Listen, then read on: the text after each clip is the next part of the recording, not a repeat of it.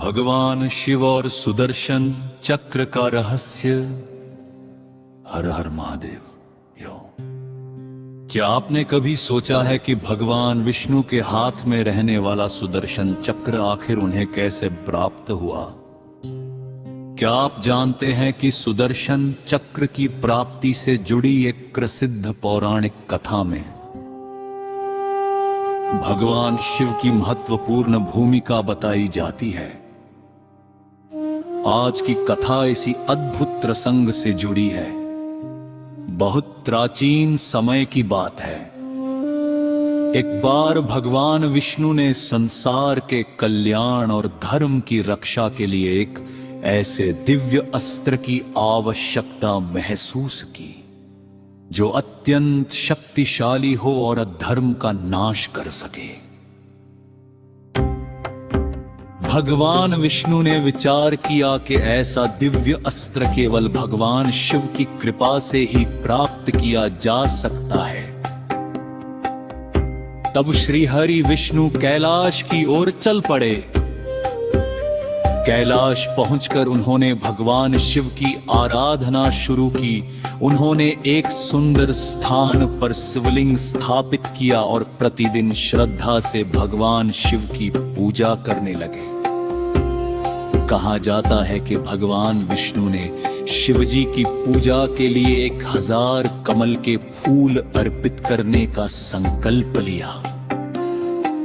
हर दिन वे एक एक करके कमल के फूल भगवान शिव को चढ़ाते और मन ही मन महादेव का स्मरण करते।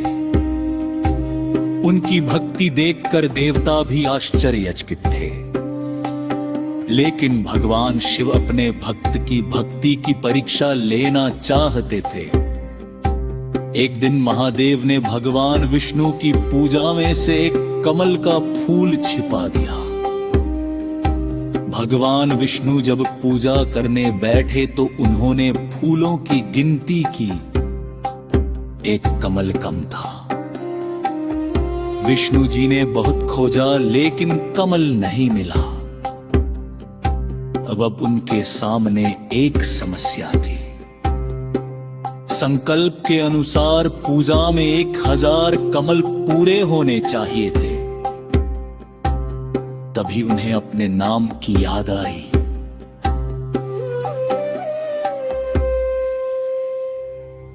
भगवान विष्णु को कमलनयन कहा जाता है क्योंकि उनकी आंखों की तुलना कमल से की जाती है।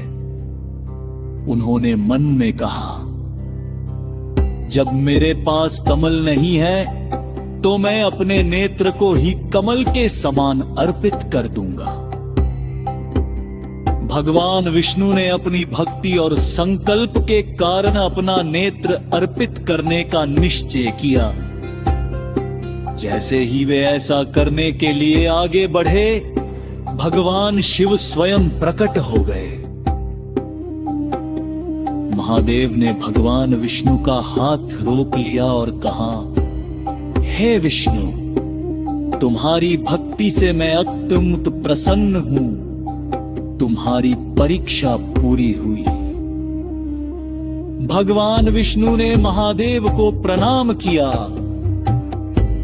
भगवान शिव ने कहा, हे नारायण, तुम्हारी भक्ति और समर्पण से प्रसन्न होकर मैं तुम्हें एक दिव्य अस्त्र प्रदान करता हूं।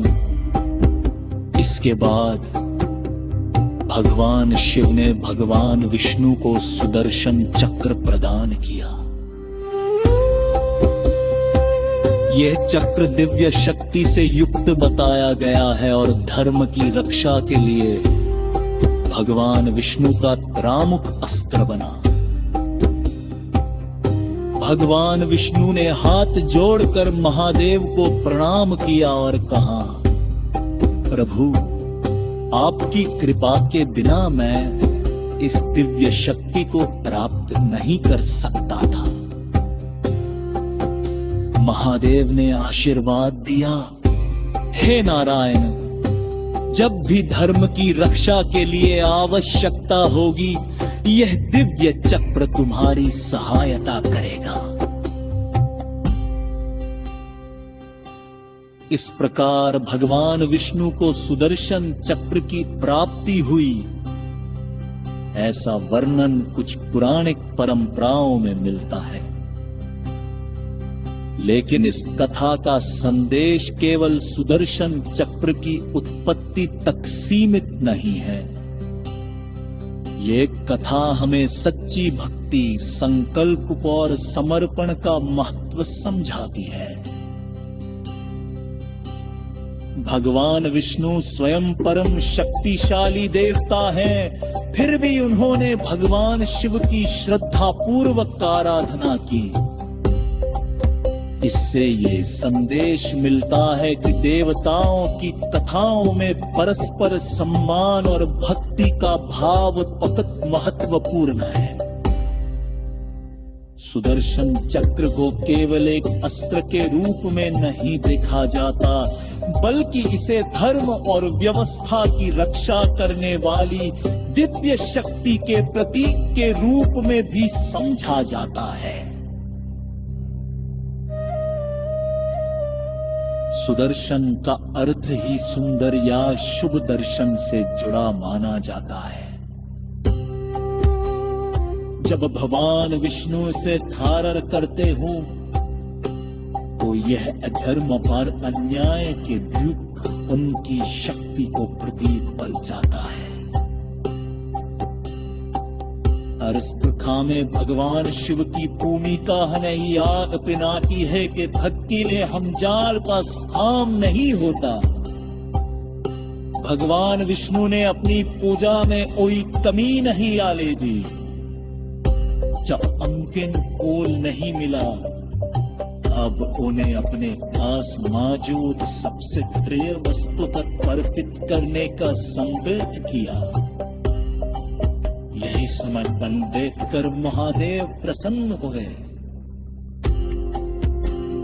इस कथा का सबसे सुंदर संदेश है, भगवान को केवल पूजा की वस्तु नहीं, भक्त का भाव क्रिया होता है।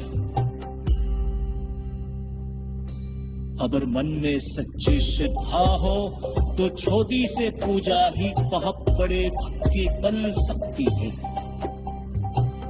पर अगर मन में अहंकार हो तो बड़ी से बड़ी पूजा ही अपना